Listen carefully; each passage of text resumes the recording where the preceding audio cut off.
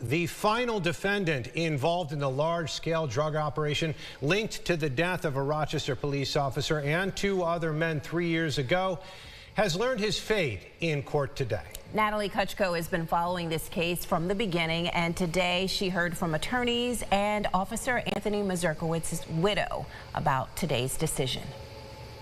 41-year-old Brandon Washington of Rochester will serve nearly 22 years in federal prison in connection to running a violent marijuana turf war in 2022. Washington brought Kelvin Vickers to Rochester from Boston, among others, to commit acts of violence against rival gang members.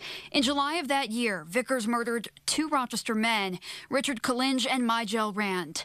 Days later, Rochester police officer Anthony Mazurkowicz and his partner Sino Sang were investigating those crimes near Bowman and Laser Street when their van was ambushed by Vickers. Mazurkowicz was killed and Sang survived. Last year, Vickers was sentenced to life in prison.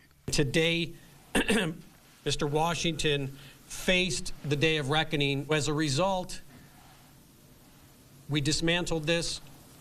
We're not going to say that we've cured the Rochester drug problem, but we did take 1 brick out of the building. Earlier this year, Washington pleaded guilty to drug trafficking and weapons charges after officers seized large quantities of marijuana, cash, numerous firearms, and thousands of rounds of ammunition from properties on St. Paul, 6th, and Laser Streets, where Washington was leading the operation. Mazurkowicz served nearly 30 years with the Rochester Police Department and was preparing for retirement. My department, Tony's family, suffered an immeasurable loss that none of us are ever going to completely heal from. This helps, but it's never going to completely go away. Washington was the only defendant to apologize to the victims' families. Before dismissal, Judge Frank Geraci displayed a photograph of Mazurkowicz with his grandchildren to the court. Those little girls talk about their papa every day, still.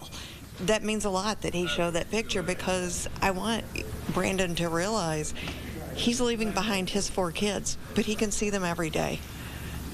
My grandkids are going to grow up, and they have grown up without their grandfather. We don't heal.